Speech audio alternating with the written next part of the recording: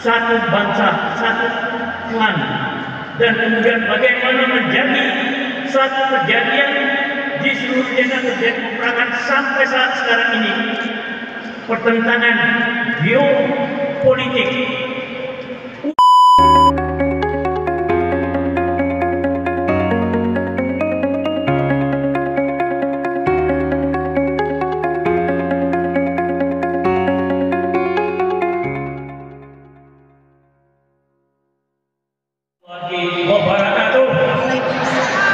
Merdeka, merdeka, merdeka.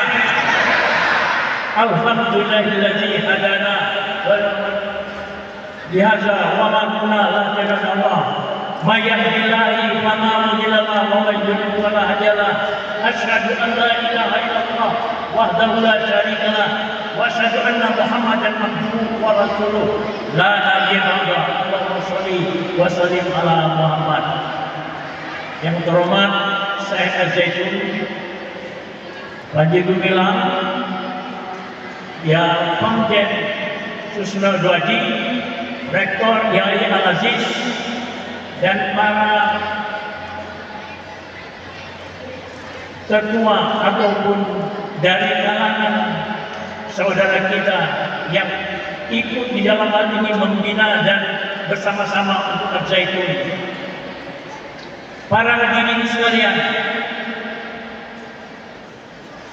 terutama untuk para mahasiswa yang khusus nanti yang ikut seminar ini dan para pelajar, kemudian kepada mahasiswa yang sempat saya selama 8 tahun saya di sini sampai dengan saya sudah tidak lagi mengajar sebagai dosen di NDK.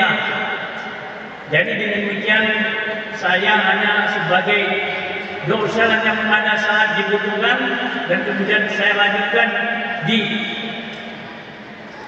Ibnu Khaldun Jakarta, sama juga pas saya sudah berumur 75 tahun, sekarang 78 sama dengan Syekh. Jadi sudah tidak mengajar tetap lagi, tapi segala sesuatu kuliah umum kita diundang untuk memberikan semacam kuliah umum kepada para mahasiswa. Alhamdulillah dan terima kasih, pada hari ini kita kembali dan saya sangat gembira. Tadi pagi, tadi malam baru diberitahu bahwa saya menggantikan masalah pertahanan keamanan karena berhalangan hadir para yang disiapkan untuk masalah pertahanan keamanan. Ya, saya masih banyak kegiatan, akhirnya ada supir, kemudian ada ketua yayasan saya. Yayasan ini masuk ke terminal, yaitu urusan tanah-tanah perboning zaman Belanda dulu yang dihibahkan kepada yayasan. Kemudian ada persoalan saya mempersiapkan kedatangan semacam dukungan untuk Prabowo di dalam masalah pendanaan luar negeri. Jadi tidak ada masalah Prabowo jadi presiden, semua akan makmur. SD, SMP, SMA, kuliah tidak bayar, rumah sakit tidak bayar, perumahan kita akan dukung untuk seluruh bangsa Indonesia. Ini perencanaan dari Prabowo Subianto yang menjadi ketua yayasan, namanya Yayasan Kesejahteraan Bangsa Indonesia, bersama Gus Dur dibangun tahun 2000. Prabowo saya kemudian yang memberikan pendanaan untuk membangun Indonesia sampai Prabowo menjadi presiden yang akan dilantik pada 20 Oktober. Kita doakan Indonesia akan menjadi adil, makmur, sejahtera. Jadi menyesuaikan diri sehingga akhirnya ketua umum yayasan tinggal untuk mempersiapkan yang akan dilaksanakan pada hari ini juga. Dan saya harus datang memenuhi undangan dari Syekh Az-Zaitun. Saya menyupir sendiri karena pagi-pagi jam 1 malam baru selesai koordinasi, baru tadi pagi saya berangkat jam 5 karena kecintaan saya kepada Az-Zaitun. Para hadirin sekalian, saya berpakaian seperti ini dibolehkan kalau dalam acara-acara memakai baret, kemudian memakai laba-laba dan tanda jasa yang saya terima selama masa dinas saya. Saya dari Agapi 1971, lulusan Bercakup Prabowo 1968, 1970 masuk, saya membinakan sebagai Ketua Dewan Taruna tahun 1970 adalah saya bersama Prabowo yang kita bina. Dan kemudian sampai saat ini hubungan kita masih tetap baik untuk membangun Indonesia. Walaupun sempat digagalkan selama 4 kali, yaitu menjadi wakil presiden Mega tahun 2014 menjadi calon presiden, 2019 calon presiden, sampai saya ditangkap mendukung Prabowo pada tahun 2019. Tapi tidak ada perjuangan sampai sekarang. Beliau sudah berhasil. Kata Gus Dur tahun 2000 kita akan membentuk yayasan, Anda akan jadi presiden kedua. Itu bisa katakan oleh Gus Dur. Alhamdulillah hari ini jadi calon yang akan dilantik tanggal 20. Dan saya bertanya lagi karena untuk menunjukkan topiknya yang saya terima, yaitu masalah geopolitik dunia dan sistem perangkaman raya semesta yang menghadapi banyak geostrategi geopolitik di dunia. Nah, karena kita ini sebagai umat Islam mempunyai pedoman adalah kepada Al-Quran, kepada Allah. Hidup di dunia ini ada dua. Wa ma khalaqul jinna wal insa illa liya'budun, bahwa tidak akan jadikan manusia, jin dan manusia kecuali pada Allah. Jadi demikian ada dua kehidupan dunia, jin dan manusia. Dan ketika jin manusia sudah jadi, apa sebabnya terjadinya peperangan fungsional dari jin? Iblis minal jin, fungsi dia berfungsi adalah untuk menggoda manusia. Itu fungsionalnya. Sedangkan kita fungsionalnya kepada Allah sebagai orang yang diperintahkan wa ma umiru illa liya'budu mukhlishin, untuk hidup dan ikhlas kepada Allah. Datang jin dan iblis menggoda, dan ketika diciptakan bertanya sang iblis, akan ja'u fiha wa yufsidu fiha wa yusbihu jamat. Apakah kau menjadikan manusia itu berantem, berkelahi, dan saling membunuh? Nah, inilah nanti puncaknya geostrategi, dimulai dengan kita diturunkan ke bumi ini.